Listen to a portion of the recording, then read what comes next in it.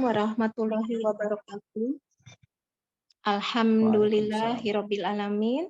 Segala puji dan syukur hanya milik Allah Subhanahu wa taala semata, karena hanya dengan nikmat dan karunia-Nya kita semua siang ini bisa berkumpul kembali untuk melanjutkan mentadaburi surat Al-Lahab atau surat Al-Masad yang kita sudah mulai minggu lalu, dan hari ini kita mentadaburi untuk bagian yang kedua ya, sudah part 2. Mudah-mudahan kita semua bisa mengambil banyak manfaat dari tadabur surat Al-Lahab ini, dan mudah-mudahan kita senantiasa diistiqomahkan oleh Allah Subhanahu wa taala untuk melakukan ibadah ini secara rutin sampai akhir hayat kita. Amin ya rabbal alamin. Untuk mempersingkat waktu, alhamdulillah karena sudah ada Ustadz Umar Maka di sini bersama kita semua, maka kami persilahkan Ustadz Umar Maka untuk memulai kajian tadaburnya. Tafadhol. Terima kasih.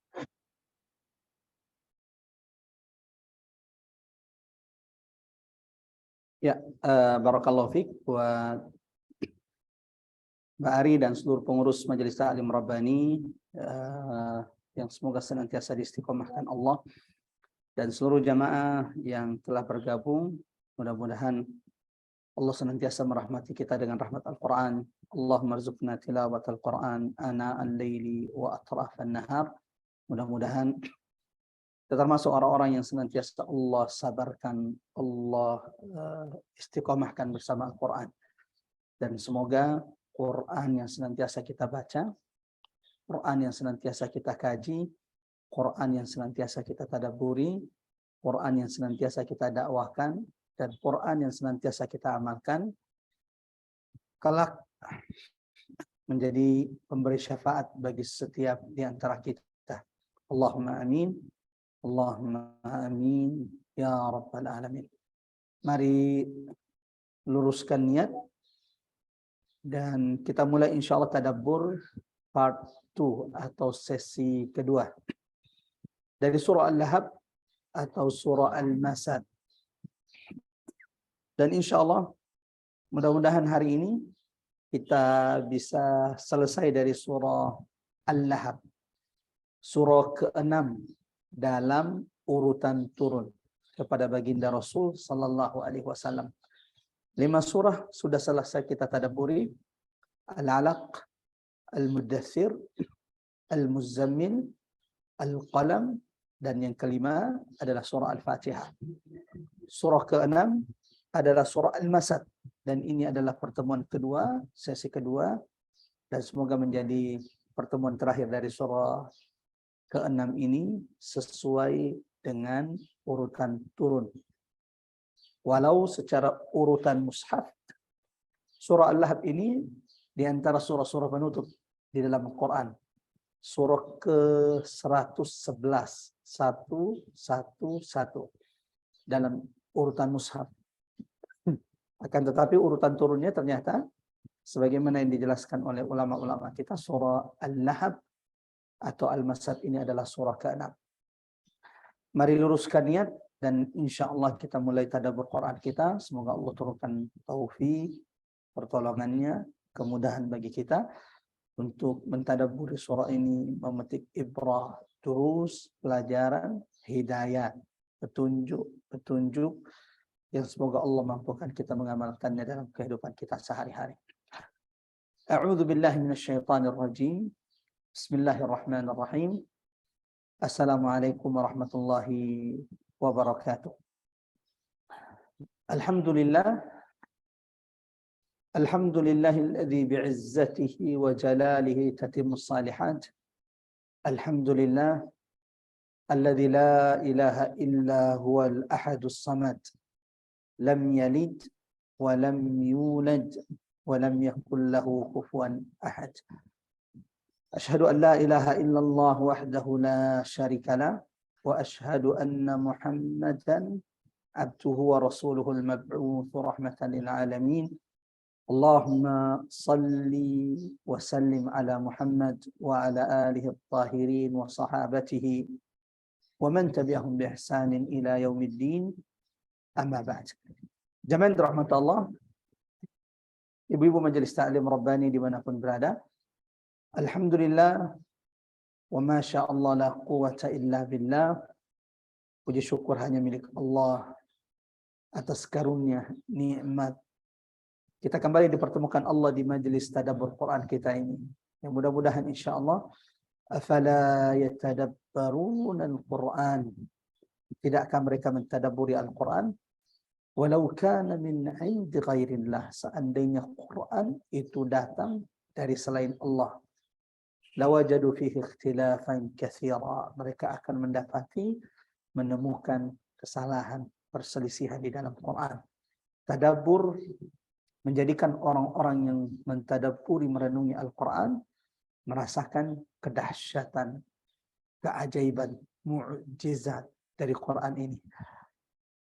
Yang Allah tantang jin dan manusia, fa'tu bi suratin min mithli, untuk mendatangkan satu surah semisal kedahsyatan, kemukjizatannya dengan Quran. Mengawali tadabbur Quran kita pada kesempatan kali ini, seperti biasa mengajak kepada seluruh jamaah sama-sama kita mengagungkan asma Allah di majelis kita ini. Subhanallah walhamdulillah wa la ilaha illallah, Allahu akbar. Selanjutnya, jamaah rahmatullah, sebelum kita mulai melanjutkan tadabbur Quran kita bagian kedua dari surah Al-Lahab, sama-sama insyaallah kita akan baca surah Al-Lahab. Mudah-mudahan setiap huruf dari bacaan tilawah Quran kita ini dilipat gandakan pahalanya oleh Allah Subhanahu wa taala. Di antara amal ibadah yang memberatkan timbangan amal kita kelak adalah bacaan-bacaan Quran kita, tilawah kita. Bagaimana tidak? Sementara baginda Rasulullah SAW mengatakan bahwa setiap huruf dari bacaan Quran kita, ada berapa kebaikan yang dijanjikan oleh Allah? Ada 10 kebaikan. Nabi berkata, aku tidak mengatakan alif lam mim itu satu huruf. Alif satu huruf, lam satu huruf, dan mim satu huruf. Sebagaimana siapapun yang saat ini mungkin sedang diuji oleh Allah dengan penyakit, mudah-mudahan bacaan Quran kita pada siang hari ini menjadi syifa, penyembuh bagi setiap di antara kita. Sebagaimana Allah tegaskan dalam surah Al-Isra, wa nunazzilu minal Qur'an, dan kami turunkan dari Al-Quran ma huwa syifa, apa yang menjadi penyembuh, wa rahmah, dan rahmat bagi orang-orang yang beriman.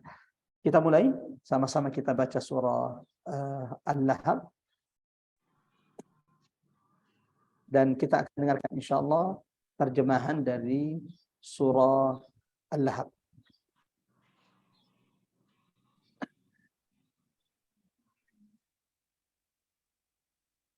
أعوذ بالله من الشيطان الرجيم.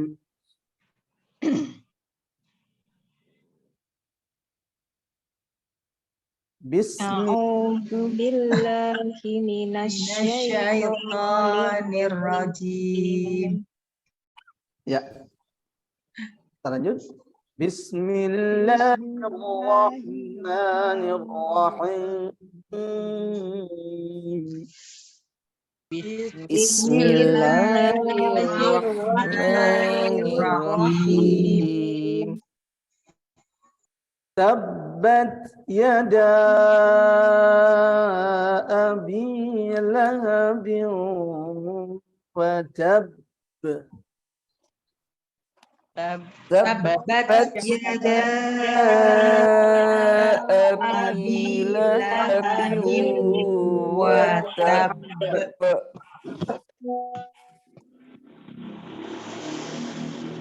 Ma aghna anhu maluhu wa ma kasab. Ma aghna anhu maluhu wa ma kasab. Ya, qalqalannya harus muncul ya. Kasab. Saya ulangi. Ma aghna anhu maluhu وما كسب ما أغنى عنه ماله وما كسب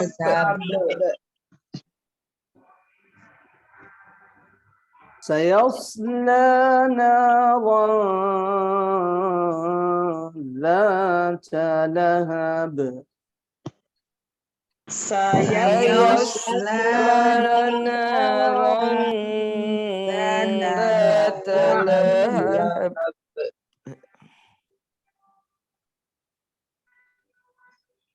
وامرأته حمالة الحطب وامرأته حمالة الحطب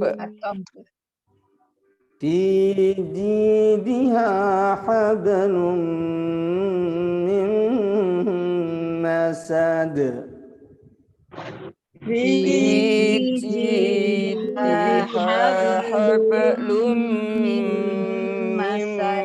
مسد Allahumma arhamna bil Quran, Allahumma arhamna bil Quran. Ya, kami berikan kesempatan ke panitia atau salah satu dari pengurus Al-Marhamah, Majelis Taklim Rabbani, membaca terjemahan dari surah Al-Masad atau surah Al-Lahab atau surah Tabbat Yada Abi Lahab. Silakan. Bu Emi, silakan Bu Emi.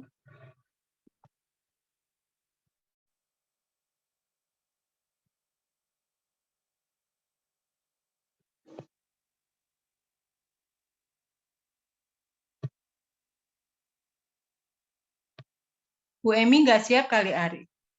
Bu Emi yang mana ya? Saya, bukan. Bukan kan. Yang mau aja, Ri. Siapa gitu ya, Bu Ari? Yang mau? Oh, boleh. Maaf, Mbak Ari Silakan. baru di jalan, Mbak. Maaf. Tuh, masih di Oh jalan. iya, Bu Emi. oke. Oke Bu Emi, makasih. Mbak Rinjani, silahkan Mbak Rinjani. Bismillahirrahmanirrahim. Binasalah kedua tangan Abu Lahab dan benar-benar binasa dia. Tidaklah berguna baginya hartanya dan apa yang dia usahakan. Kelak dia akan masuk ke dalam api yang bergejolak atau neraka. Dan begitu pula istrinya, pembawa kayu bakar, penyebar fitnah. Di lehernya ada tali dari sabut yang dipintal. Maha benar Allah dengan firman-Nya. Alhamdulillah. Allahu Akbar. Ya. Barakallahu fiik pada seluruh jamaah yang dirahmati Allah yang sudah sama-sama membaca surah Al-Masad atau surah Al-Lahab atau surah Tabbat atau surah Tabbat Yada Abi Lahabin. Salah satu surah yang diturunkan Allah kepada baginda Rasulullah SAW di awal wahyu kepada Nabi. Surah ini, sebagaimana yang sudah kita sampaikan di pertemuan sebelumnya, adalah surah ke-6 yang diturunkan Allah kepada baginda Nabi SAW biwasitah melalui wasilah malaikat Jibril Al-Amin Ar-Ruh. Surah Al-Masad, jamaah rahmatullah Allah, ikhwatal iman azzalallahu wa iyyakum ajmain. Salah satu dari 3 surah di dalam Quran yang diawali dengan ancaman. Ini juga sudah kita jelaskan. Dari 114 surah di dalam Quran, ada 3 surah diawali dengan ancaman kebinasaan. Yang pertama adalah surah Al-Mutaffifin, wailun lil mutaffifin. Surah ini diawali dengan ancaman kebinasaan bagi siapapun yang melakukan kecurangan. Itu berarti bahwa kecurangan, berbuat curang bukan perkara ringan di sisi Allah Subhanahu wa taala. Baik itu berlaku curang dalam bisnis, dalam dagangnya, dalam muamalahnya, berlaku curang dalam meraih kekuasaannya, termasuk dalam ayat ini.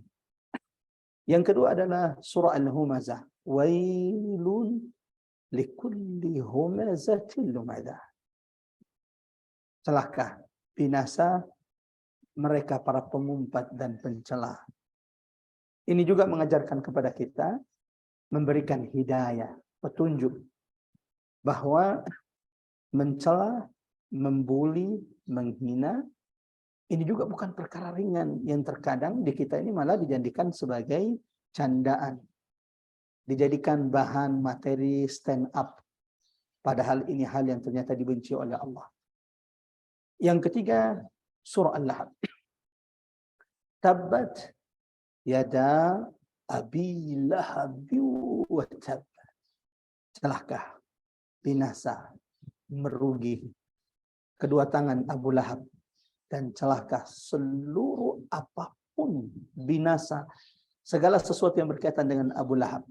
Allahu Akbar. Apakah Abu Lahab punya kebaikan? Ada. Abu Lahab punya kebaikan. Tapi Allah tegaskan di surah ini, tabbat yada abi lahab wa tab. Binasa, rugi, celaka kedua tangan Abu Lahab dan segala sesuatu yang berkaitan dengan Abu Lahab. Di pertemuan sebelumnya, tadabbur sesi pertama surah Al-Lahab, Allahu Akbar, kita sudah membahas siapa Abu Lahab. Masih ingat ketika Nabi diutus menjadi Rasul, menjadi Nabi, penutup risalah para Nabi. Ada berapa paman Nabi yang masih hidup? Ya, ada 4. Dari 4 ini ada 2 yang masuk Islam, yang umurnya berdekatan dengan Nabi. Jadi walau keduanya paman, tapi umurnya itu berdekatan dengan Nabi. Bahkan Hamzah, paman Nabi bin Abdul Muttalib, itu masih sesusuan dengan Nabi Muhammad dari Halimatus Sa'diyah. Yang kedua, Al-Abbas ibnu Abdul Muttalib. Ini juga umurnya tidak terpaut jauh dengan umur Nabi SAW. Lalu kemudian ada 2 yang tidak masuk Islam. Jadi 2 masuk Islam, 2 tidak masuk Islam. Salah satunya walau tidak masuk Islam, tapi dialah yang menjadi penopang, yang menjaga, yang mengasuh baginda Rasulullah. Kematiannya yang bukan di atas Islam menjadikan Rasulullah SAW bersedih. Kematiannya adalah kesedihan, namun yang lebih menyakitkan adalah ketika pamannya Abu Talib tidak mengucapkan 2 kalimat syahadat sebelum ia diwafatkan Allah. Yang keempat, Abu Lahab. Manusia yang Allah turunkan satu surah. Fir'aun adalah manusia yang paling menyombongkan dirinya yang pernah ada di atas muka bumi ini. Tapi kita tidak menemukan dari 114 surah dalam Al-Quran ada surah Fir'aun. Pernah nemu ada surah Fir'aun? Tidak ada. Abu Jahal itu dijuluki sebagai Fir'aunnya umat ini. Jadi Abu Jahal itu dijuluki Fir'aunnya umat ini. Setiap umat itu ada Fir'aunnya. Dan Fir'aunnya umat ini kata Nabi adalah Abu Jahal, Amr bin Hisham. Akan tetapi lagi-lagi juga kita tidak menemukan ada satu surah di dalam Quran yang khusus untuk Abu Jahal. Tapi untuk Abu Lahab yang tak lain adalah paman Nabi SAW. Allahu Akbar, jamaah dirahmati Allah, ikhwatal iman azanallahu wa iyyakum ajmain. Ibu-ibu majelis taklim Rabbani yang dirahmati Allah, turunkan satu surah untuk menegaskan kehinaan, kerugian, kebinasaan Abu Lahab. Kita tidak akan mengulang lagi membahas ada apa dengan Abu Lahab. Ini sudah kita bahas di pertemuan sebelumnya. Bagi jamaah yang dirahmati Allah yang belum sempat ikut di pertemuan sebelumnya, bisa meminta rekamannya dari pengurus Majelis Taklim Rabbani. Mengingat insya Allah kita akan memahami surah ini dengan baik kalau kemudian pembahasannya itu berkelanjutan. Nah, hari ini kita akan melanjutkan ayat kedua. Ma aghna anhu maluhu wa ma kasab. Ayat pertama sudah kita bahas. Tabbat yada abi lahab wa tab. Celaka, binasa kedua tangan Abu Lahab, dan celakalah binasa Abu Lahab. Tak hanya kedua tangannya. Tangan ini adalah simbol usaha. Apa yang sudah dilakukannya. Permusuhannya kepada manusia kekasih Allah. Manusia termulia kekasih Allah. Dan itu terbukti bagaimana akhir hidup dari Abu Lahab. dimatikan secara hina. Badannya membusuk. Istri dan anak-anaknya tidak ada yang mendekat. Bahkan ketika ia sakit, ketika ia meninggal, tidak ada yang memandikannya kecuali menyiramnya dengan air dari jarak jauh. Ketika ia meninggal pun tidak dikuburkan secara hormat. Akan tetapi mereka mengambil kayu, bambu, lalu kemudian mendorong jasadnya ke balik bukit, lalu kemudian dilempari dengan batu. Bukti kebenaran firman Allah. Dan ini menegaskan, memberikan kita tadabbur, memberikan kita hidayah, petunjuk, bahaya menyakiti kekasih Allah Muhammad sallallahu alaihi wasallam. Azab, di antara azab yang disegerakan Allah adalah azab menyakiti baginda Rasul sallallahu alaihi wasallam. Coba perhatikan. Kalau ada orang yang kemudian mulai mencela, menghina Nabi, ketahuilah Allah sendiri yang akan segera menurunkan azab untuknya. Jadi kalau sudah ada musuh Allah, musuh agama ini, kalau dia masih mengejek syariah, memperolok-olok syariat, itu belum itu. Tapi ketika ia sudah mulai menyakiti, menghina, merendahkan kehormatan, kemuliaan baginda Nabi, perhatikan baik-baik. Biasanya dan kebanyakannya dalam sejarah, Allah akan segerakan azab untuknya. Sebagaimana Allah tegaskan dalam banyak ayat dalam Al-Quran, diantaranya surah Al-Hijr ayat 95, Inna kafainakal mustahzi'in. Kami yang akan membela wahai Muhammad dari mereka para pencela dan para penghina. Dalam surah Al-Kautsar ayat ketiga, Allah juga menegaskan, Inna syani'ak. Sesungguhnya mereka yang membenci wahai Muhammad, huwal abtar. Mereka yang akan terputus. Allahu Akbar. Ada banyak kisah yang menegaskan ini. Salah satunya kisah Abu Lahab. Bagaimana Abu Lahab yang akhirnya terputus. Bagaimana Abu Lahab yang akhirnya dihinakan, dibinasakan Allah Subhanahu wa taala. Selain Abu Lahab, ada putra Abu Lahab. Ini juga kalau tidak salah sudah sempat saya singgung sedikit. Abu Lahab itu tak hanya cukup meneriaki Nabi di Bukit Safa ketika pertama kali Nabi menyeru, mendakwahi orang-orang Quraisy. Setelah menghina Nabi di depan Bukit Safa, di hadapan orang-orang Quraisy, Abu Lahab kemudian memerintahkan kedua putranya, Utbah bin Abu Lahab dan Utaibah bin Abi Lahab, untuk menceraikan kedua putri Nabi, Ruqayyah dan Ummu Kalthum. Utbah, putra Abu Lahab. Jadi memang, perhatikan baik-baik.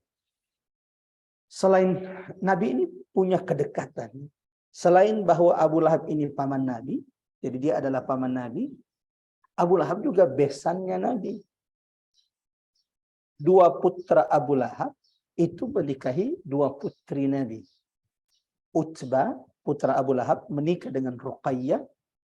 Lalu kemudian Utaibah, putranya Abu Lahab, menikah dengan Ummu Kalthum.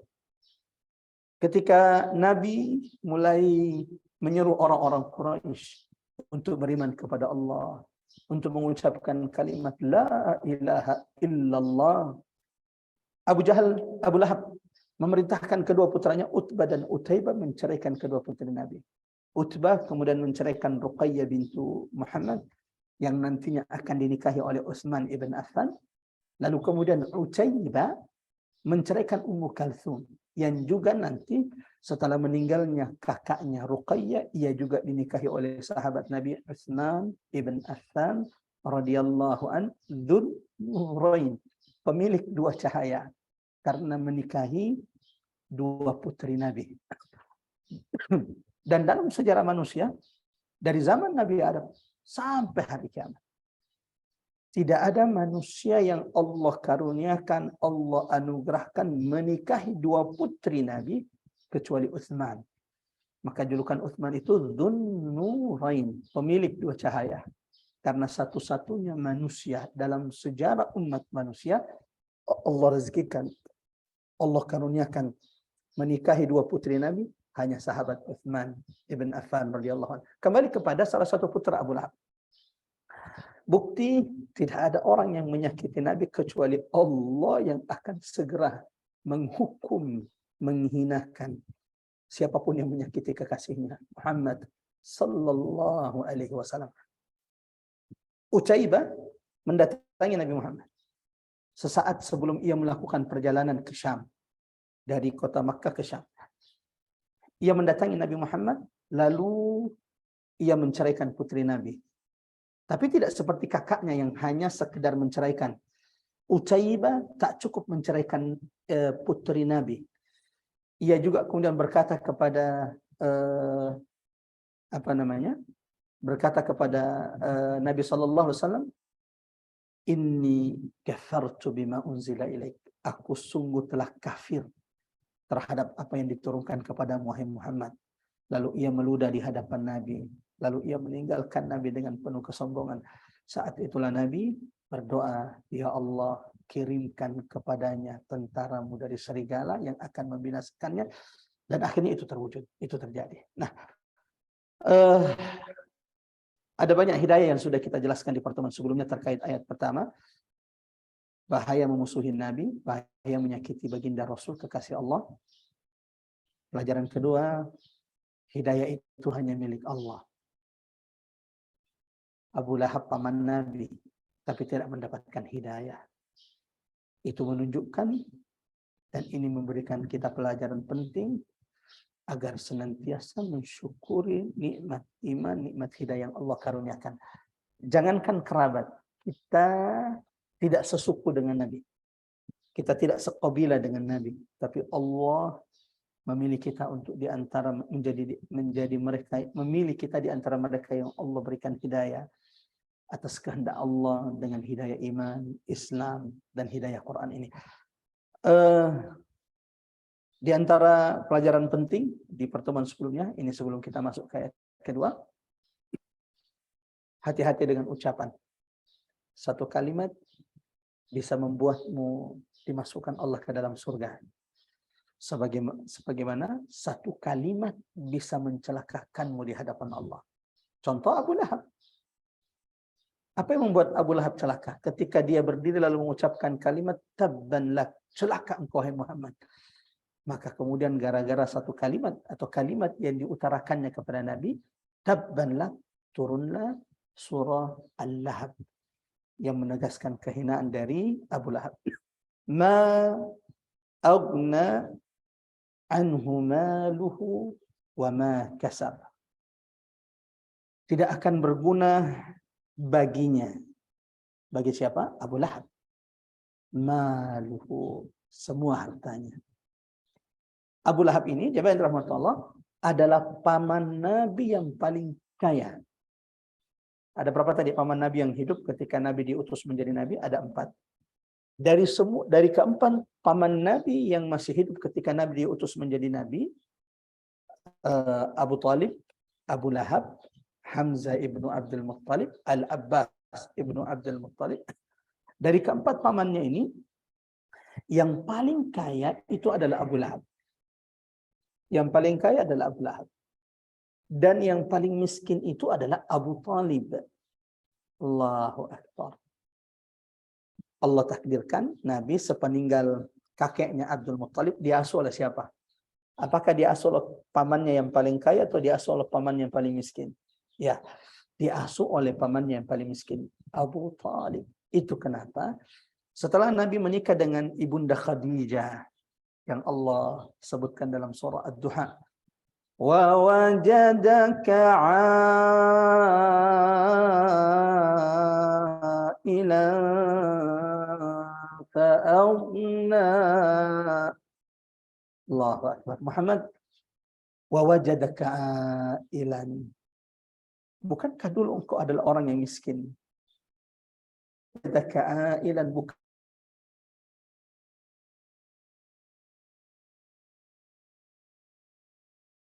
lalu Tuhanmu, Rabbmu mengkayakanmu wahai Muhammad dengan menikahi Ibunda Khadijah. Nah, setelah menikahi Ibunda Khadijah, apa yang dilakukan Nabi Muhammad? Membalas budi kepada pamannya. Sebagaimana dulu dia pernah diasuh oleh pamannya, dari umur 8 tahun sampai Rasulullah SAW menikah. Di umur 25 tahun diasuh tinggal bersama pamannya Abu Talib. Nabi kemudian ingin meringankan beban pamannya, maka diambillah Ali bin Abi Talib, putra Abu Talib, untuk tinggal bersamanya. Jadi kalau ditanya, kenapa Ali bisa tinggal di rumah Sayyidina Ali, bisa tinggal di rumah Nabi? Karena Nabi ingin mengajarkan kepada kita bagaimana berbalas budi kepada siapapun mereka yang telah melakukan kebaikan kepada kita. Karena Nabi dulu pernah tinggal di rumah pamannya, maka untuk meringankan beban pamannya yang miskin, ia pun kemudian mengasuh sepupunya Ali bin Abi Talib tinggal di rumahnya, bahkan akhirnya dinikahkan dengan putrinya. Kembali, ma agna anhu maluhu wa ma kasaba.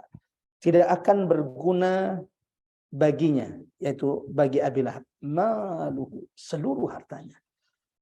Jadi memang Abu Lahab tidak akan berguna bagi Abu Lahab semua hartanya yang dikumpulkannya secara susah payah. Ini menegaskan bahwa memang dari semua paman Nabi yang 4 ini, yang paling kaya itu adalah Abu Lahab. Dari semua paman Nabi. Bukan cuma hartanya yang tidak akan berguna, yang tidak akan berarti, bermanfaat bagi Abu Lahab. Allah juga tegaskan, wa ma kasab. Tak hanya hartanya yang tidak berguna bagi Abu Lahab, tapi semua yang diusahakan Abu Lahab tidak akan berguna di hadapan Allah, khususnya kelak pada hari kiamat. Hartanya yang pernah dikeluarkannya dalam kebaikan, menjamu tamunya, untuk menolong orang miskin, tak akan pernah bermanfaat lagi bagi Abu Lahab. Bukan cuma itu, semua kebaikannya, semua apa yang pernah dilakukan Abu Lahab selama di dunia, wa ma kasab, tidak akan bisa menyelamatkannya dari kebinasaan, dari kehancuran, dari azab Allah yang pedih di dunia dan kelak di akhirat. Ayat kedua, jamaah rahmat Allah, ini juga memberikan kita banyak hikmah, banyak ibrah, hidayah, petunjuk. Di antaranya, ayat ini mengajarkan kepada kita bahwa di antara yang menjadi penghalang, di antara sebab manusia itu ingkar, kufur, menolak kebenaran, adalah ketika ia memiliki harta. Al-mal, harta di antara sebab yang menghalangi atau kadang menghalangi manusia dari hidayah Allah. Dan kalau kita perhatikan dari orang-orang yang mengikuti Nabi di awal-awal, rata-rata jamaah rahmatullah, mereka adalah orang-orang yang tidak punya. Sehingga ini yang membuat beberapa pembesar-pembesar Quraisy berkata kepada Nabi, wahai Muhammad, kami mau duduk di majelismu dengan syarat. Ini perkataan pembesar-pembesar Quraisy. Kami mau duduk di majelismu dengan syarat orang-orang miskin, hamba sahaya, orang-orang lemah seperti Bilal, Khabbab, Ibnul Arat, itu tidak duduk bersama kami dalam satu majelis. Allahu Akbar. Maka Nabi yang menginginkan hidayah bagi mereka, akhirnya sempat kemudian ingin melakukan apa yang diinginkan oleh pembesar-pembesar Quraisy. Nabi sejenak atau beberapa waktu meminta sahabatnya untuk tidak bergabung dulu, berharap bahwa mereka pembesar Quraisy mau mendengar, mau menerima dakwah Islam yang diserukan oleh baginda Rasulullah sallallahu alaihi wasallam. Tapi belum pula dilakukan, Nabi melakukan apa yang diinginkan orang-orang Quraisy, Allah turunkan firman-Nya dalam surah Al-Kahfi. Wasbir nafsaka ma'al ladzina yad'una rabbahum bil ghadati wal ashi yuriduna wajha. Wahai Muhammad, sabarkan dirimu bersama orang-orang yang senantiasa menyebut nama Tuhannya, baik itu di pagi ataupun di petang hari. Wala ta'du aynaka anhum, dan jangan pernah engkau memalingkan wajahmu dari mereka. Maka kemudian Nabi SAW tidak melakukan apa yang diinginkan orang-orang Quraisy saat itu, pembesar-pembesar Quraisy, agar Nabi mengusir, menjauhkan orang-orang miskin seperti Bilal, Khabbab, Ibnul Arad dari majlis Nabi sallallahu alaihi wasallam. Kembali. Di antara sebab atau di antara penghalang hidayah adalah ketika seseorang ujub, menyombongkan diri dengan harta yang dimiliki. Harta, jika nikmat ini tidak disyukuri, maka ia terkadang menjadi penghalang dari hidayah Allah Subhanahu wa taala. Seperti Abu Lahab. Abu Lahab itu menolak Nabi bukan berarti karena dia tidak mengenal Nabi. Kalla. Abu Lahab itu tahu betul siapa anak saudaranya. Abu Lahab itu tahu betul bagaimana kemuliaan akhlak Rasulullah sallallahu alaihi wasallam. Wa innaka la'ala khuluqin 'azim. Lalu apa yang membuat Abu Lahab kemudian menolak mengikuti dakwah Nabi? Al-ujub. Kesombongan dari Abu Lahab. Pertanyaan, apa yang membuat Abu Lahab itu menyombongkan diri? Ma agna anhu maluhu. Sebagaimana harta Abu Lahab yang telah menghalanginya dari hidayah Allah, hartanya lah yang membuatnya kufur, menolak, mengingkari, memusuhi Nabi Muhammad sallallahu alaihi wasallam. Maka Allah juga tegaskan di ayat ini, di surah ini, ma agna anhu maluhu. Harta yang membuatmu memusuhi Nabi, hartamu yang membuatmu menolak dakwah kebenaran yang disuruhkan oleh anak saudaramu, hartamu pula yang tidak akan pernah berguna bagimu, wahai Abu Lahab, tidak akan menyelamatkanmu, menjauhkanmu dari siksa Allah di dunia dan kelak di neraka Allah Subhanahu wa taala. Mudah-mudahan jemaah rahmat Allah, Allah menjadikan kita orang-orang yang kemudian dimampukan Allah untuk senantiasa semakin dekat kepada Allah dengan semua harta yang Allah berikan kepada kita. Allahumma amin. Allahumma amin. Allahumma amin ya rabbal alamin. Dan ternyata salah satu pelajaran penting dari surah Al-Lahab ini, al-mal. Maluhu. Salah satu penghalang sebab yang menjauhkan orang dari hidayah Allah adalah harta. Ketika ia ujub dengan harta yang Allah berikan kepadanya. Tidak mau bergaul dengan orang-orang miskin. Ini enggak selevel. Kita ini komunitasnya, levelnya high class. Tidak pantas kita duduk dengan majelis ibu-ibu yang seperti mereka. Innalillah. Kalau sudah seperti itu musibah. Itu musibah. Akan banyak kebaikan yang terhalang dari kita. Ketika mal, harta yang Allah karuniakan kepada kita ini sudah membuat kita ujub, menyombongkan diri di hadapan Allah, baik juga menyombongkan diri di hadapan manusia. Sebagaimana ini juga yang membuat orang-orang Quraisy menolak dakwah Nabi. Mereka menyombongkan diri dengan harta yang mereka miliki sampai mereka mengatakan, kenapa yang mesti diutus menjadi nabi dan rasul itu harus manusia?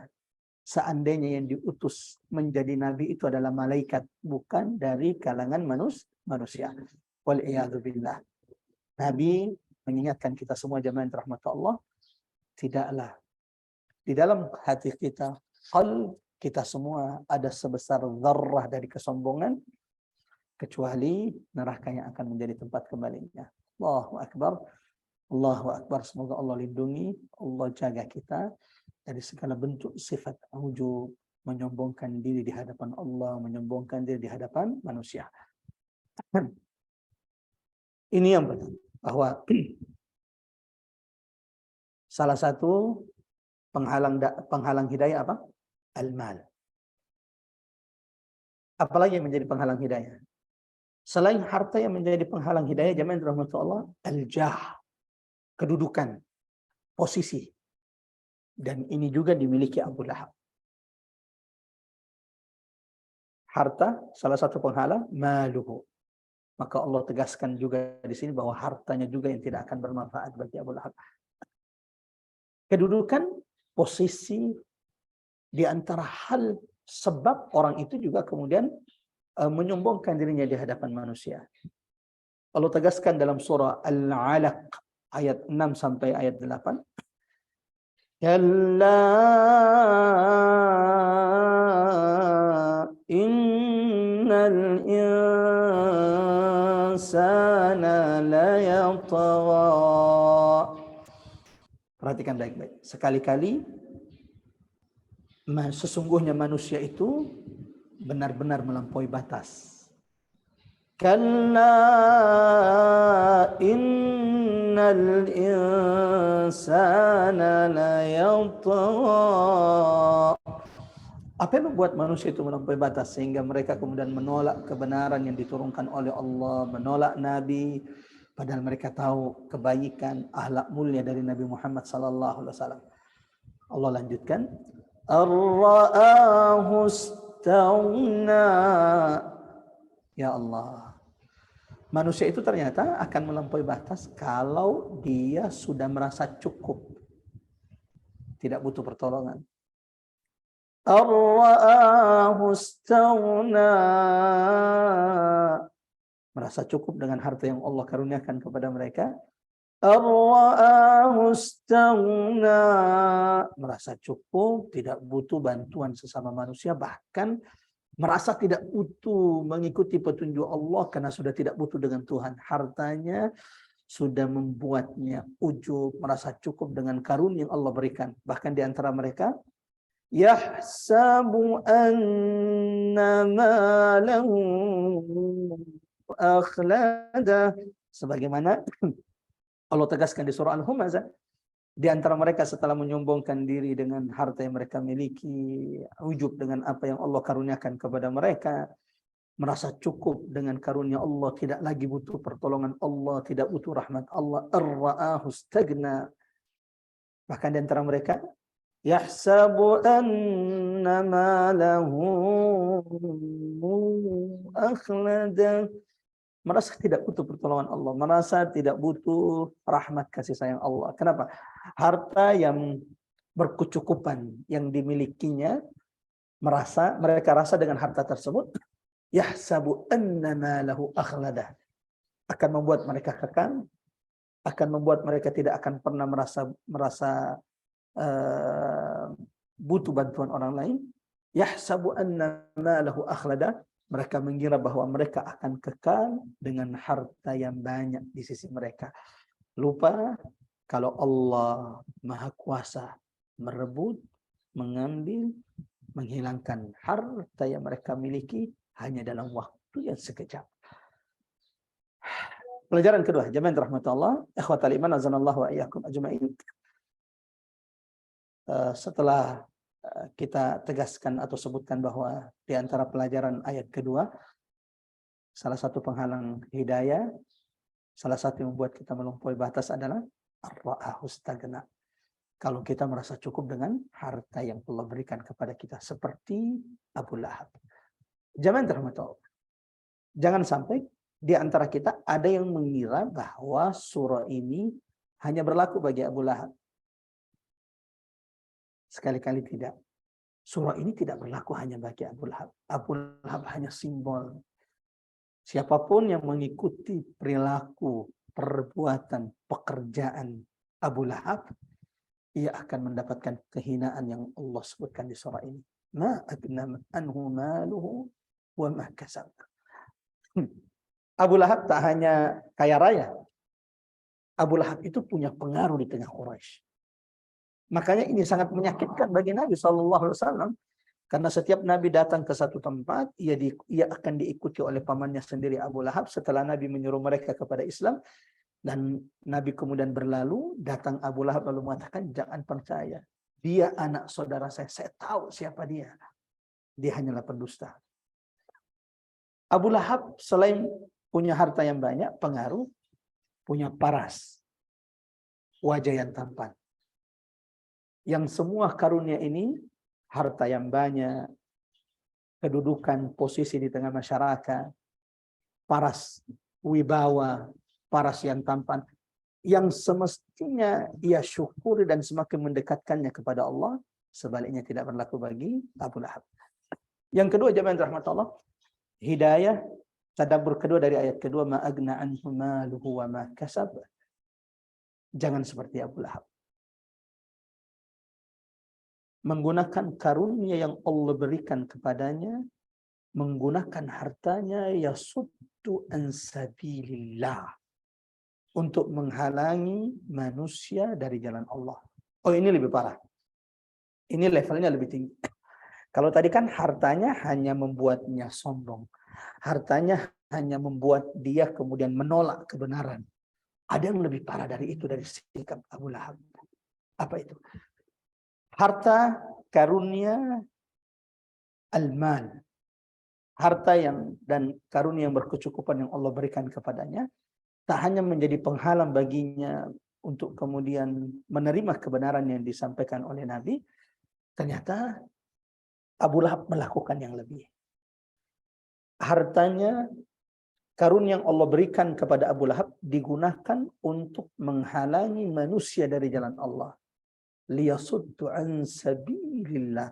Dan ini ancamannya lebih dibanding yang pertama. Kalau yang pertama tadi hanya membuatnya sombong, menolak kebenaran dengan hartanya. Yang kedua tidak. Dia menggelontorkan hartanya. Dia menggelontorkan uangnya, cuannya demi untuk menolak dakwah-dakwah. Menolak orang-orang yang kemudian mengajak manusia kepada kebenaran. Sebagaimana yang dilakukan Abu Lahab. Maka saya katakan jemaah, Abu Lahab ini hanya simbol.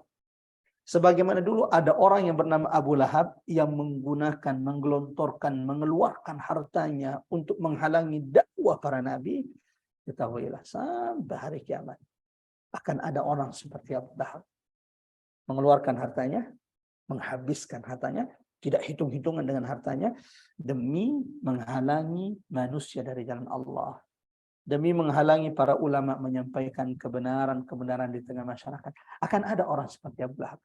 Maka sebagaimana ancaman kebinasaan itu juga diturunkan Allah kepada Abu Lahab, siapapun yang menggunakan hartanya, menjadikan hartanya untuk memusuhi, menghalangi manusia dari jalan Allah, maka kehinaan itu juga akan berlaku bagi mereka. Ini ditegaskan Allah dalam surah Ibrahim.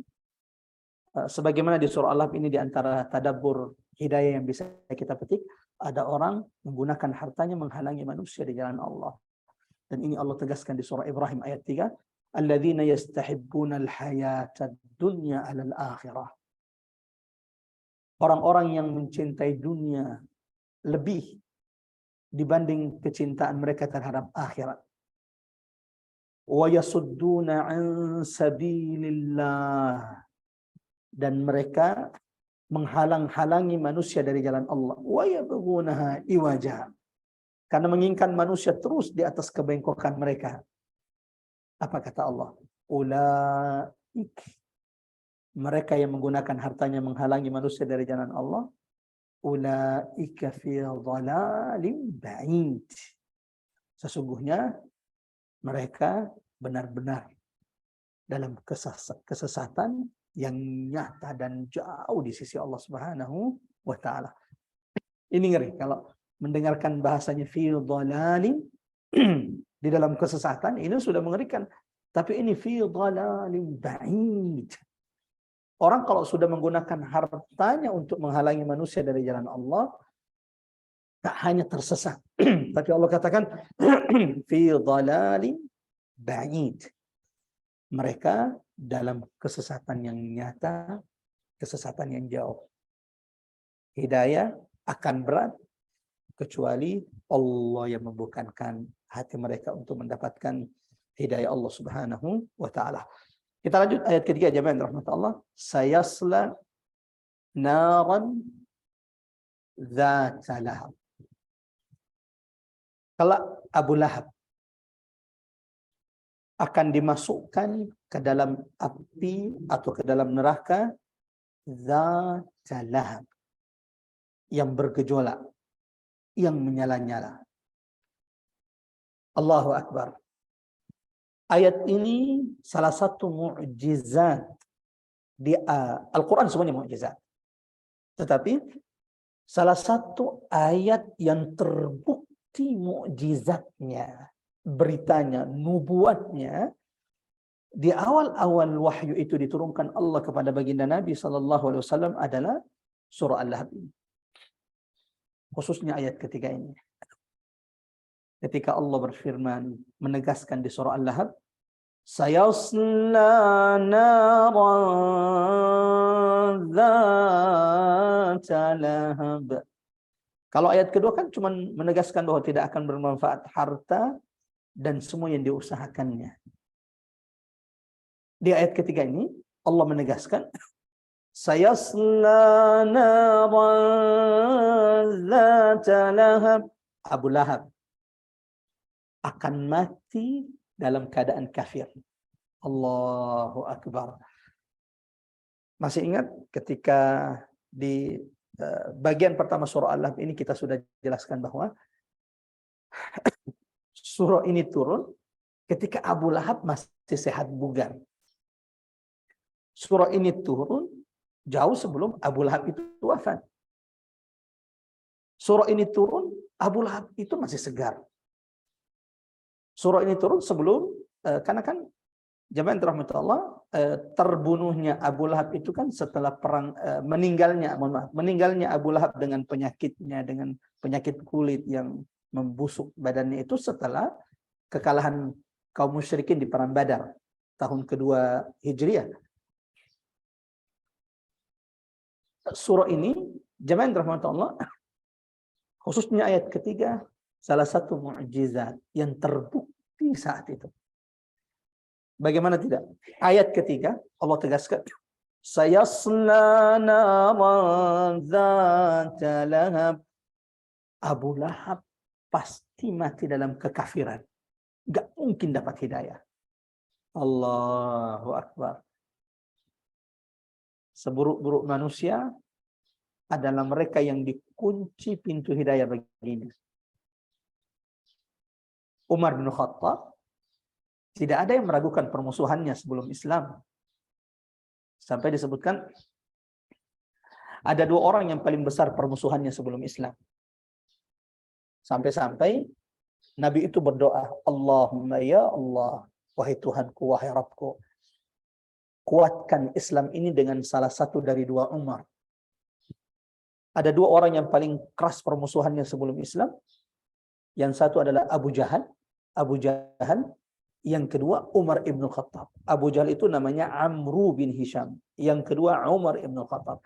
Maka Nabi berkata, ya Allah, kalau tidak bisa dengan dua-duanya, perkuat, tinggikan, muliakan agamamu ini dengan salah satu dari dua orang ini. Kalau tidak dengan Abu Jahal, dengan Umar ibn Khattab. Siapa yang dipilih oleh Allah untuk meninggikan, menguatkan agama Allah? Umar ibn Khattab radhiyallahu anhu. Artinya seberat-beratnya permusuhan Umar kepada Islam sebelum Islam, Allahu Akbar, hidayah masih dibuka oleh Allah. Dan itu ada sebabnya. Sebabnya adalah ketika Sayyidina Umar ibn Khattab masih mau mendengarkan Quran. Adapun Abu Lahab, Abu Jahal memang menyumpal telinga mereka. Sebagaimana Allah tegaskan dalam Al-Quran, wa qala alladziina kafaru, dan orang-orang kafir itu berkata, la tasma'u li hadzal Quran, jangan pernah mau mendengarkan Quran. Jadi kalau orang itu masih mau mendengarkan Quran, insyaallah hidayah itu peluangnya masih sangat besar. Kalau dia masih mau mendengarkan Quran, seperti Umar bin Khattab.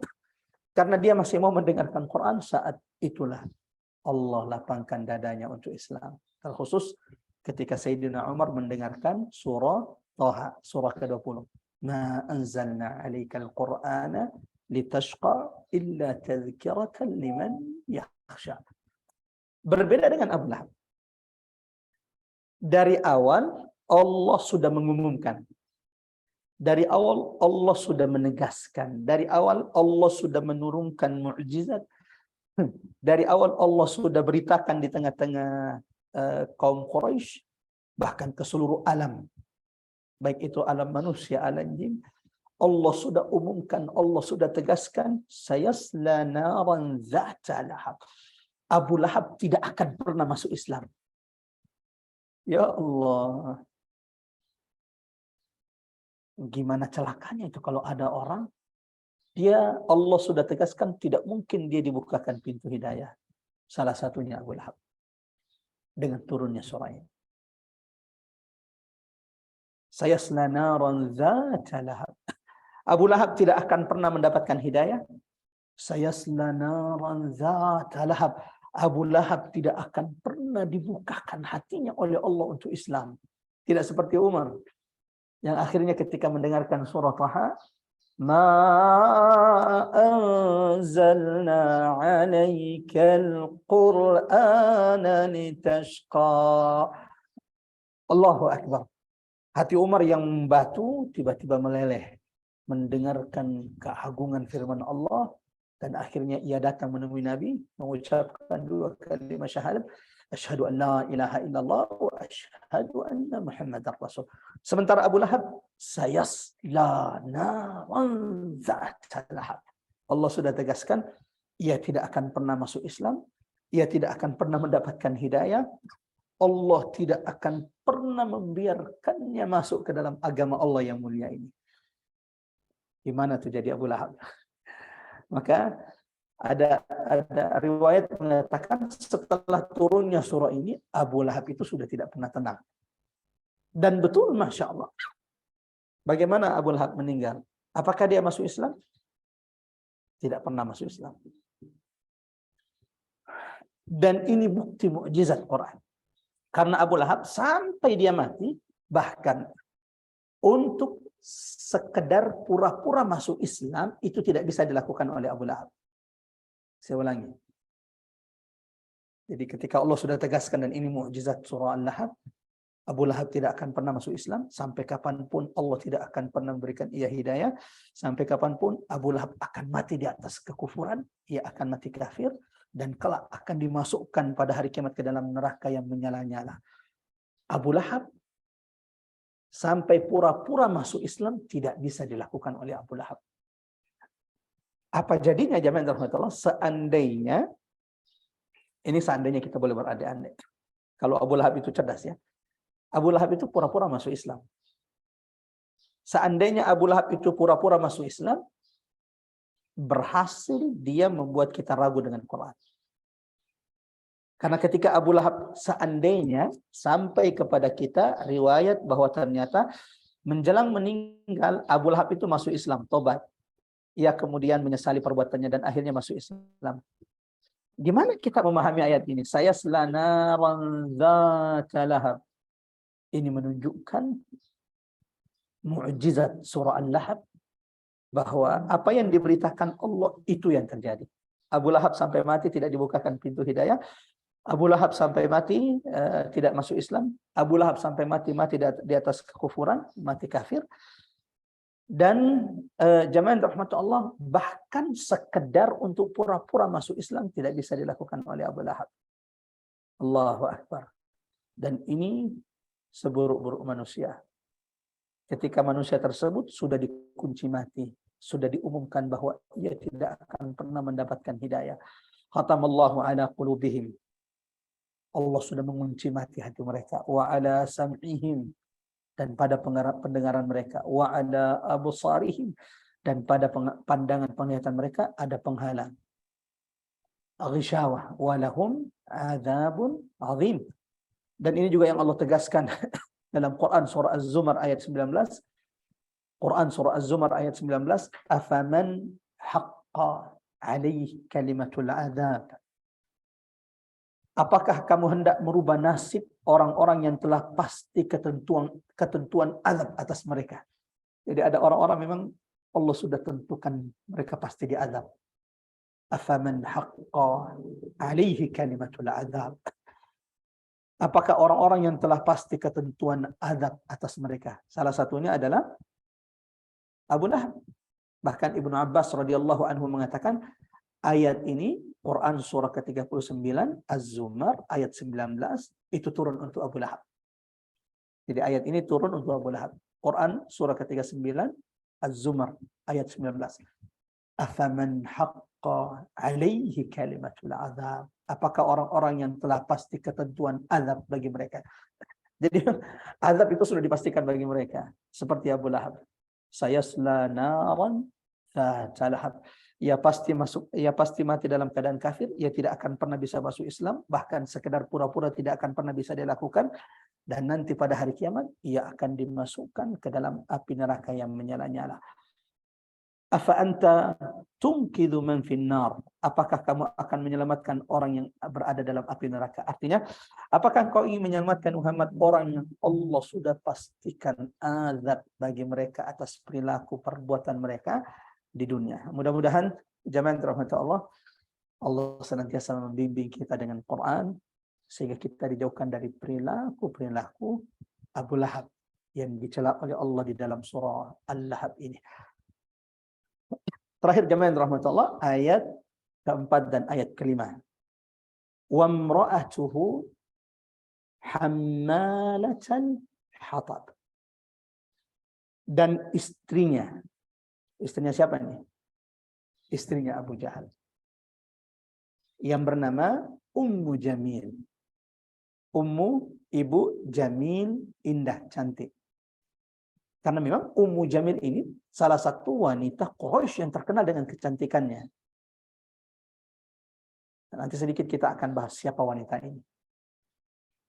Quran, petunjuk. Allahu Akbar. Hampir tidak ada sendi-sendi kehidupan manusia kecuali kita pasti akan mendapatkan tafsil, penjelasannya dari Quran. Benar, sadaqa Rasulullah, telah benar apa yang disampaikan Nabi. Tidak ada orang yang berpegang teguh dengan Quran dan sunnah Nabi Muhammad SAW kecuali mereka berada di atas jalan yang terang benderang. Quran ini unik. Quran memberikan gambaran segala sesuatu. Termasuk diantaranya gambaran keluarga itu detail disebutkan di dalam Quran. Gambaran suami istri yang taat, beriman kepada Allah dan mereka kelak akan dikumpulkan ke dalam surga ada dalam Quran. Contohnya Alu Imran, keluarga Imran, suami istri yang saleh dan salihah dan mereka kemudian memiliki keturunan yang baik. Bahkan keluarga mereka menjadi nama surah dalam Al-Quran, surah Alu Imran, dan mereka akan dikumpulkan kelak di surga Allah yang penuh dengan kenikmatan. Sebagaimana Quran, suami istri dalam ketaatan kepada Allah. Sebagaimana Quran juga memberikan contoh suami yang taat, beriman kepada Allah, istri yang kufur. Ini contohnya siapa? Nabi Lut dan Nabi Nuh. Wa daraballahu mathalan lil ladzina kafaru imra'ata Nuhin wa imra'ata Lut. Suaminya Masya Allah Nabi, bukan cuma sekedar ustaz, suaminya Nabi dan Rasul, tapi istrinya mengkhianati dakwah suaminya. Lalu kemudian Quran juga memberikan contoh lain.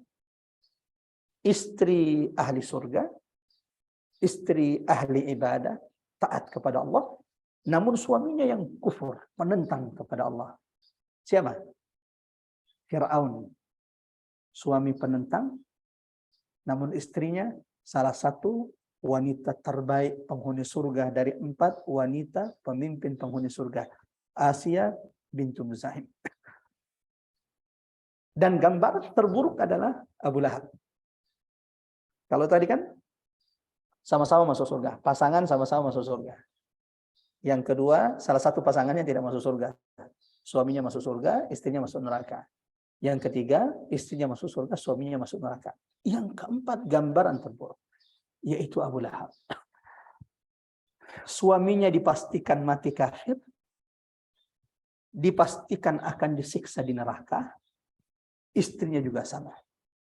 Wa imra'atuhu, dan istrinya pasti akan mati di atas kekufuran, pasti akan mati kafir, tidak akan dibukakan pintu hidayah. Fi jidha hablum min masad, sebagaimana suaminya kelak akan disiksa dalam api yang menyala-nyala, dia juga akan disiksa di tengah api yang menyala-nyala, dan lehernya kelak akan terikat dengan tali serabut yang terbuat dari api. Wal iyadu billah. Suami istri kompak menentang Allah. Suami istri kompak kufur kepada Allah. Suami istri kompak menggunakan harta mereka, skill yang mereka miliki, kemampuan yang mereka miliki untuk memusuhi Nabi dan Rasul kekasih Allah Subhanahu wa Ta'ala. Dan ini seburuk-buruk contoh keluarga. Kompak dalam maksiat, dalam kekufuran. Menggunakan harta mereka untuk menghalangi manusia dari jalan Allah Subhanahu wa taala. Wa imra'atuhu, dan istrinya. Siapa istri Abu Lahab? Hammalatal hatab. Apa yang sudah dilakukannya? Apa yang dilakukan wanita ini sehingga Allah tak hanya menegaskan kehinaan, kebinasaan, kehancuran suami, tapi juga kebinasaan, kehancuran istrinya. Istri Abu Lahab adalah salah satu orang penting, bukan orang penting, maksudnya punya pengaruh. Julukannya adalah Ummu Jamil, terkenal dengan parasnya yang cantik. Abu Lahab disebut dengan dinamai Abu Lahab itu karena ketampanannya, tinggi, putih. Ketika pipinya kena sinar matahari maka seperti ada lidah api. Jadi ketika kulit wajah Abu Lahab itu terkena sinar matahari akan kemerah-merahan seperti ada api yang menyala, lidah api yang menyala-nyala, sehingga dijuluki Abu Lahab. Istrinya salah satu wanita cantik di tengah-tengah Quraisy. Karena kecantikannya julukannya Ummu Jamil, emaknya, ibunya yang ibu wanita cantik, Ummu Jamil, ibu yang cantik. Nama aslinya adalah Arwa binti Harb. Ummu Jamil cuma julukan karena kecantikannya. Sementara nama aslinya adalah Arwa binti Harb. Saudara dari sahabat Nabi Sufyan bin Harb. Jadi memang dari keluarga terpandang. Suami dari Bani Hashim.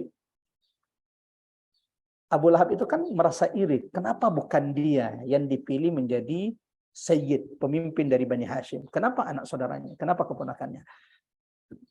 Suami terpandang, istri juga ternyata dari kalangan terpandang. Arwa binti Harb masih saudara sahabat Nabi Abu Sufyan bin Harb. Mengingat waktu yang sangat terbatas, kita percepat sedikit. Apa yang dilakukan wanita ini? Ummu Jamil, Hammalatul Hatab. Ummu Jamil, Arwa binti Harb, bukannya mengingatkan Abu Lahab suaminya. Kenapa engkau memusuhi anak saudaramu? Engkau tahu akhlaknya. Malah sebaliknya, dia yang memprovokasi suaminya. Dia yang turut kemudian menyulut api kecemburuan, menyulut api permusuhan dalam diri suaminya, bukan cuma dalam diri suaminya, dalam diri orang-orang Quraisy terhadap Nabi sallallahu alaihi wasallam. Sehingga ulama ketika menjelaskan Hammalatul Hatab dan istri Abu Lahab Ummu Jamil Arwa binti Harb, Hammalatul Hatab, membawa kayu bakar. Di antara penjelasan ulama-ulama kita, para mufassirin jamaah yang dirahmati Allah, adalah Ummu Jamil ini senantiasa mencari berita jalan yang akan dilewati oleh baginda Nabi. Di mana besok Nabi akan datang. Maka di mana Nabi akan datang, di situ ia memikul kayu yang berduri, lalu kemudian ia akan meletakkan duri di tempat di jalan yang akan dilalui oleh baginda Rasulullah sallallahu alaihi wasallam. Allahu akbar. Tidak jauh beda dengan suaminya ini. Di antara penjelasan dari ulama, Hammalatul Hatab, maksud dari bahwa istri Abu Lahab, Ummu Jamil, yang pembawa kayu bakar. Kata pembawa di sini, perhatikan baik-baik, hammalata, menunjukkan ini bentuk superlatif, menunjukkan bahwa ini tak hanya dilakukan sekali dua kali, tetapi terus menerus dilakukan oleh Ummu Jamil. Sering dilakukan, terus menerus. Ia kemudian meletakkan duri di jalan yang akan dilalui Nabi. Hammalatul Hatab, kata ulama, maknanya juga selain meletakkan duri, Hammalatul Hatab, kayu ini kiasan. Karena kalau orang ingin menyalakan api, dia butuh apa? Kayu bakar. Kayu bakar ini diletakkan, lalu kemudian dia membakar api. Nah, ini bahasa kiasan bahwa Ummu Jamil ini adalah wanita buruk yang kemudian menyalakan kebencian, mengadu domba orang-orang Quraisy untuk memusuhi Nabi, menyalakan api permusuhan, api adu domba di tengah-tengah Quraisy terhadap baginda Rasul sallallahu alaihi wasallam. Fi jidha hablum min masad. Ada riwayat mengatakan bahwa Ummu Jamil ini, sebagaimana Abu Lahab meninggal mati dalam keadaan hina, ia juga dimatikan Allah dalam keadaan hina. Ketika dia hendak keluar membawa kayu yang dibawanya, tiba-tiba tali kayu yang dibawanya itu mengikat lehernya dan saat itu ia dimatikan oleh Allah. Wallahu a'lam bissawab. Akan tetapi jangan rahmatullah, yang pasti adalah fi jidha hablum min masad. Sebagaimana Ummu Jamil meletakkan duri, membawa kayu yang diikat di punggungnya. Lalu kemudian diletakkan duri di jalannya, akan dilalui oleh Nabi SAW di akhirat kelak. Lehernya juga akan diikat dengan tali serabut dan dia akan dimasukkan ke dalam neraka Allah, ke dalam api yang menyala-nyala.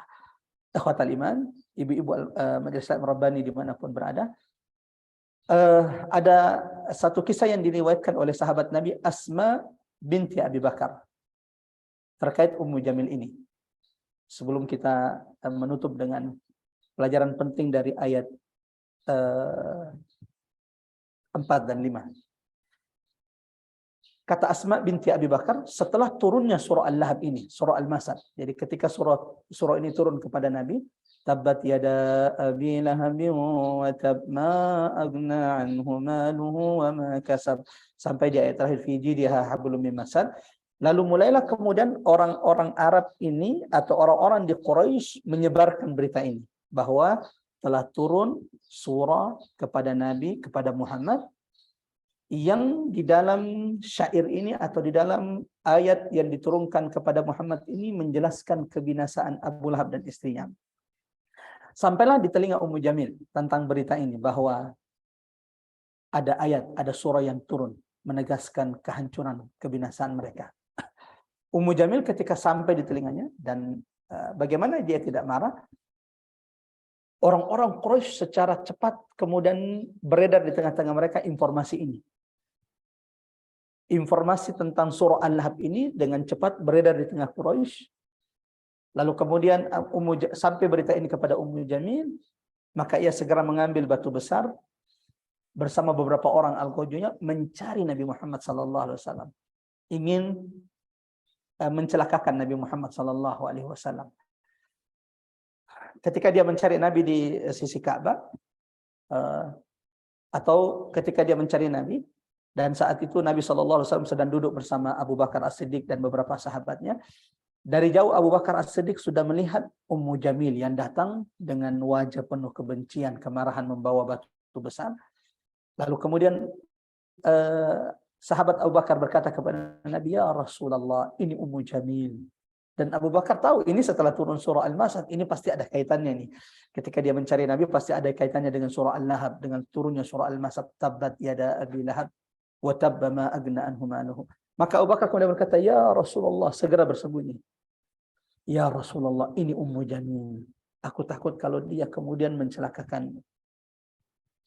Saat itu Nabi dengan tersenyum berkata, "La, ya Abu Bakar, tidak wahai sahabatku Abu Bakar, innaha lan tarani." Dia tidak akan pernah melihatku.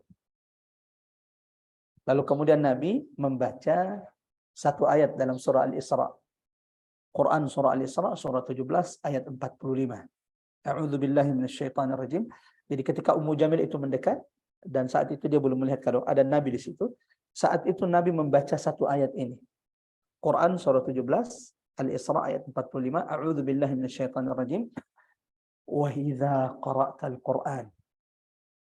Dan jika engkau membaca Al-Qur'an, ja'alna bainaka wa bainal ladzina la yu'minuna bil akhirah. Kami akan jadikan antara dirimu dan orang-orang yang tidak beriman dengan hari akhirat hijaban mastura, dinding pemisah. Allahu Akbar. Setelah Nabi baca ayat ini, wa idza qara'tal Qur'an, jika engkau membaca Quran, kami akan jadikan penghalang bagimu dan orang-orang yang tidak beriman dengan hari akhir. Sampailah istri Abu Jahal, Ummu Jamil, di depan Nabi, di depan Abu Bakar As-Siddiq. Karena Nabi itu berhadapan-hadapan dengan Abu Bakar. Sampai Ummu Jamil di dekat Abu Bakar.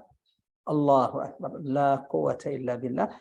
Ummu Jamil tidak melihat Nabi. Jadi dia tidak melihat kalau dia tidak bisa melihat Rasul. Padahal saat itu Nabi ada di depan Abu Bakar As-Siddiq. Lalu kemudian dia berkata, "Muzammiman abainah." Mana itu manusia tercela. Jadi dia tidak mau menyebut nama Muhammad karena Muhammad itu adalah artinya terpuji. Sehingga tidak ada orang yang bisa mencela Nabi Muhammad. Siapapun yang menghina Nabi, lalu kemudian dia menyebut nama Nabi Muhammad, ia pasti memuji Nabi Muhammad. Karena ketika orang itu mengatakan Muhammad, berarti dia mengatakan manusia terpuji. Maka Ummu Jamil tidak mau menyebut Muhammad, karena ketika dia mengatakan Muhammad, berarti ia menyanjung Nabi. Maka ia kemudian merubah nama Nabi, Muzammim. Kalau terpuji itu Muhammad, maka ia kemudian merubahnya Muzammam. Orang yang tercela, agamanya kami tolak, agamanya kami ingkari. Saat itu kemudian Abu Bakar berkata, ya Rasulullah, dia menghinamu. Kata Rasul kepada Abu Bakar, ana Muhammad, aku adalah orang yang terpuji, sementara yang dicela adalah muzammam, dan itu bukanlah aku. Berlalu Ummu Jamil tak melihat Nabi yang saat itu ada di depan Abu Bakar As-Siddiq. Setelah Nabi membaca firman Allah dalam Quran surah ke-17 ayat 45 Al-Isra, wa idza qara'tal Qur'an ja'alna bainak wa bainal ladzina la yu'minuna bil akhirati hijaban mastura. Yang ini memberikan kita faedah, memberikan kita ilmu. Jamaah rahmatullah, tidak ada orang yang senantiasa istiqamah bersama Quran. Tidak ada orang yang senantiasa tilawah Quran, mengkaji, mempelajari, mengamalkan Quran, kecuali Quran yang dibacanya, Quran yang ditadabburinya, Quran yang dipelajarinya, Quran yang diamalkannya akan menjadi hijab, penghalang baginya dari segala bentuk keburukan. Dan mudah-mudahan jemaah yang dirahmati Allah, Quran yang senantiasa kita tadabburi di hari Sabtu ini, di hari Rabu ini, kelak dan di dunia ini menjadi penghalang bagi kita dari segala bentuk keburukan, dan pada hari kiamat Quran yang kita pelajari tadabbur ini menjadi hijab, penghalang bagi kita dari siksa Allah Subhanahu wa taala. Amin ya rabbal alamin. Ada dua hidayah tadabbur yang bisa kita petik di ayat keempat dan kelima ini. Yang pertama, jemaah yang dirahmati Allah, jangan seperti Ummu Jamil. Al-Quran mengabadikan banyak wanita-wanita mulia. Terkhusus, Masya Allah, Majelis Ta'lim Rabbani ini majelis ibu-ibu. Allahu Akbar. Quran mengabadikan wanita-wanita mulia. Sebagaimana Quran juga mengabadikan wanita-wanita pembangkang. Tidak ada paksaan dalam agama. Tapi ketika Allah memberikan gambaran yang buruk dan baik, agar engkau wahai manusia, yang Allah berikan akal, yang Allah berikan pemahaman kepadamu, yang Allah berikan hati kepadamu, bisa mengambil keputusan yang mana yang engkau harus ikuti. Allahu Akbar. Wanita mulia, ada banyak yang disebutkan dalam Quran. Ada Maryam, pemimpin wanita penghuni surga. Ada Asya binti Muzahim.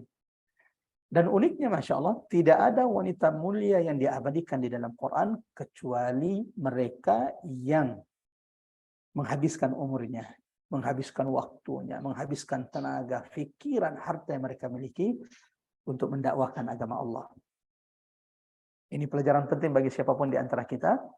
Kemuliaan akan kita dapatkan jika kita menjadi bagian dari mereka yang menyuruh, mengingatkan manusia kembali ke jalan Allah.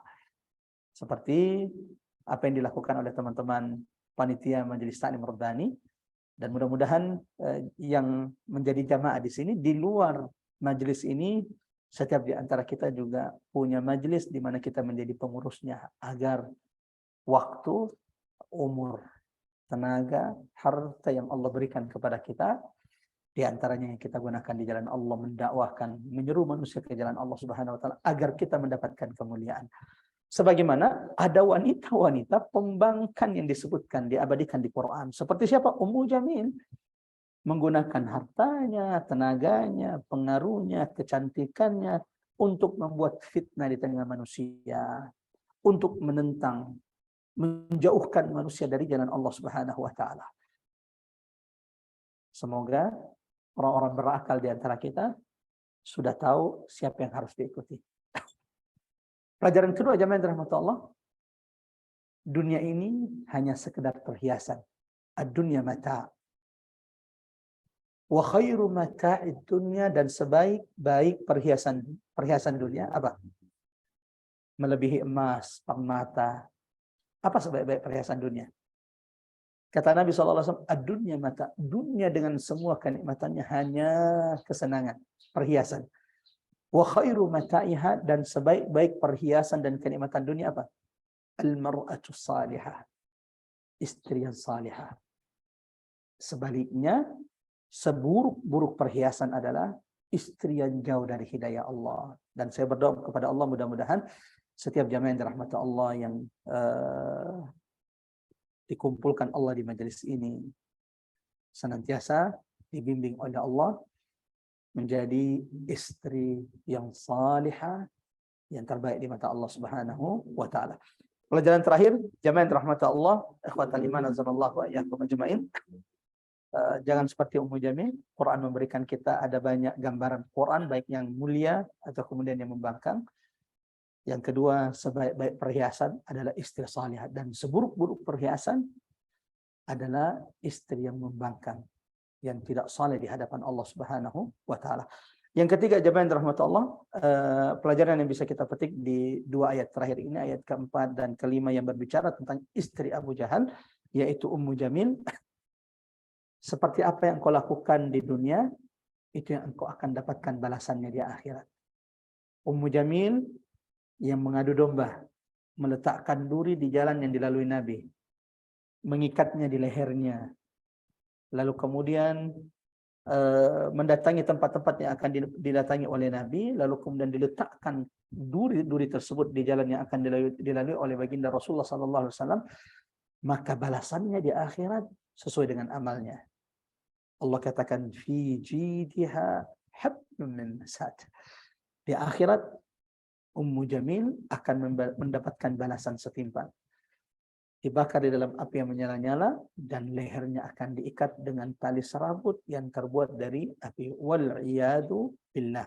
Ini yang disebut ulama al-jaza'u min jinsil amal. Balasan itu akan kita dapatkan dari Allah sesuai dengan amal kita. Abu Lahab ketika menunjuk Nabi, maka saat itu Allah turunkan celaka kedua tangan Abu Lahab. Sebagaimana jamaah rahmat Allah, Ja'far bin Abi Thalib, sepupu Nabi, ketika kedua tangannya terputus di perang Mu'tah, maka Nabi berkata, inni ra'aitu Ja'faran, saat ini aku melihat sahabatku Ja'far terbang di surga-surga Allah dengan kedua sayapnya. Tangannya yang terputus telah diganti Allah dengan sayap, yang dengan kedua sayap tersebut ia terbang di surga-surga Allah Subhanahu wa taala. Mudah-mudahan tadabbur singkat ini bermanfaat, jamaah dirahmati Allah, dan Allah semakin mendekatkan kita dengan Al-Qur'an. Allahumma rzuqna tilawatal Qur'an ana al-laili wa atrafan nahar. Allahumma arhamna bil Qur'an, Allahumma 'allimna al-Qur'an, Allahumma anfa'na bil Qur'an. Sebagai penutup seperti biasa, sebelum kita sama-sama baca doa kafaratul majelis, kita sama-sama baca surah Al-Asr. Sahabat Nabi jika bertemu, mereka tidak akan berpisah sampai setiap di antara mereka saling berpesan, saling berwasiat dengan membaca surah Al-Asr. Saya mengajak siapapun yang masih di majelis ini, mari sama-sama kita berwasiat, mengingatkan siapapun di antara kita dengan membaca surah Al-Asr. A'udzu billahi minasyaitonir rajim. Bismillahirrahmanirrahim. والعصر إن الإنسان لفي خسر إلا الذين آمنوا وعملوا الصالحات وتواصوا بالصبر. سبحانك اللهم وبحمدك أشهد أن لا إله إلا أنت أستغفرك وأتوب إليك.